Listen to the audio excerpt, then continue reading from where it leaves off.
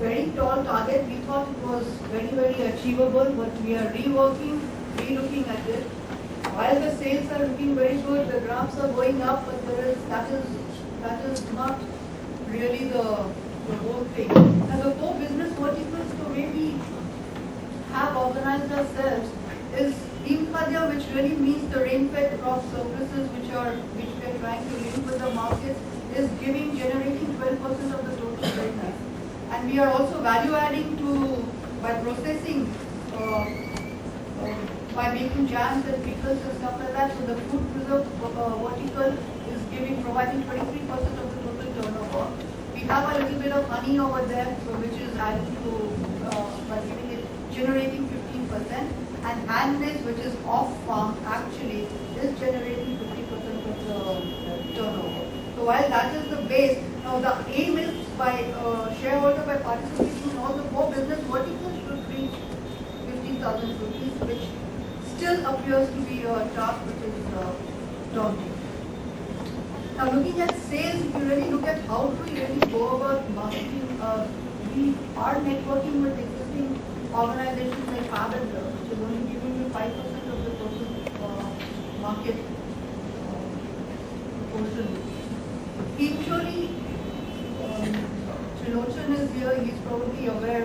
Eventually was an experiment we tried. I mean, all our pro business enterprises which are primarily, which are primarily promoted by people like us called NGOs, we have this hustle of marketing, which is a challenge. So a bunch of us got together and we said, and it's a typical example of a PPP model. So we had this private entrepreneur who also kind of settled in our neighborhood. So he is trying to help us market, but then that is 26% of the total sales. Exhibitions in metros, 13%. We are also retailing through existing shops in the region. That's generating 30%. And frankly speaking, 25% of the sale is done directly by us, by a shop which is run and managed by Umang. And in the current financial year and in the next year, frankly speaking, we think this model of putting Umang shops out is the best. Probably we are going to go that way because we don't give up margins, right? He usually takes 40% of the MRP out straight as their take. There are 4 people on e-commerce, a number of emails that are coming in that we are doing web-based marketing and hence, we need to put your products over there. It's all there, fine. But the fact of the matter is there, as the keynote address that probably we're realizing that local markets, the amount that we are saving by selling ourselves is the best way forward because not necessarily that the turnover increases and hence the proportion of profit going back to the shareholder increases. Not. These are just some charts that we are showing on the progression on this thing. Like out of the trade out of rain-fed crops, what happened last year was 2,500 rupees is the average income that a grower got by marketing his or her produce. Fruit growers, the average by participating in that vertical, it was roughly 2,000 odd. That's additional. But that is additional income in the sense that's the produce that the farmer has inputted into the business vertical. Right? The additional income comes at the end of the financial year, whatever surpluses are generated, we are giving it back as, we call it bonus, but that's a price difference or whatever you like to call it, depending on the volume of business generated by that shareholder. We don't do a flat rate of giving much profit because then that kills competition. So if I have done 500 rupees worth, I'll get only that, and if you've done 5,000, you get worth that. So that kind of a thing. So over here, as I was saying, our target is to reach 15,000 rupees, but currently, if you really look at the third tower, bulk of 30% or little over that, we are still at about hovering around 5,000 rupees. Each shareholder is earning by participating in all the business verticals. Over 10,000 is a very small amount of 15% people only have gone over 10,000, and more than 10,000 is a insignificant, less close to 5%. Now, what happens?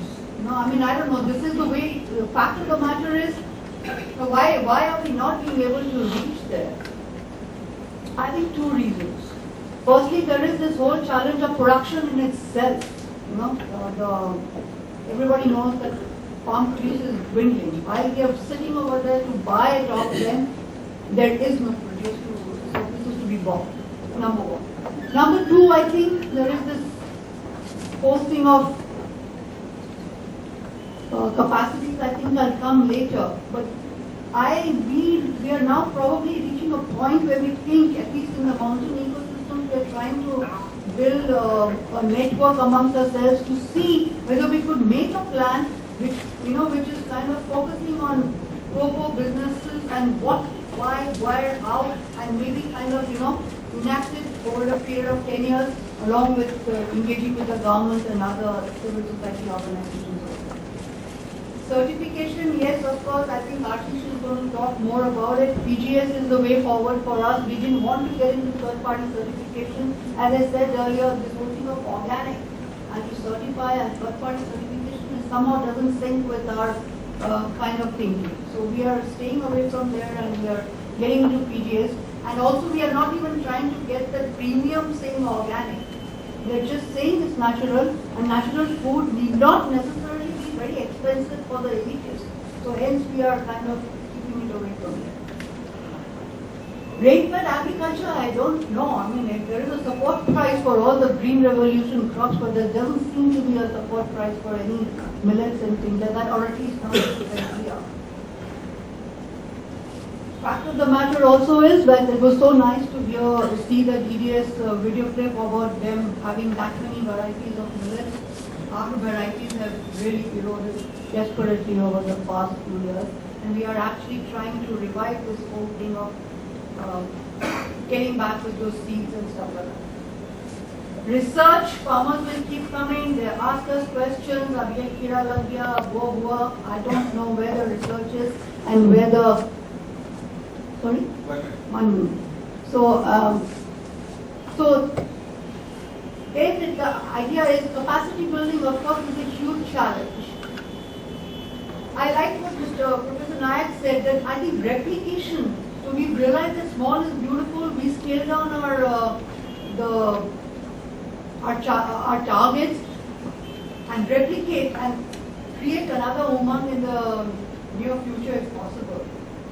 Hassle is scale up, and then often everybody says scale up. Yes, of course there is a business model over here, you can scale up. But our question is for whom and why? Because if you really ask the producers over there who are sitting on the board, they are very happy doing what they are doing, and that's their capacity. It may be an issue in my mind that I should make it into whatever else, but the point is why? Marketing channels, fair trade shops, these are all things that probably could help pro business enterprises. These are just some of the thoughts and the problems that are thought about. Yeah. Thanks. Yeah.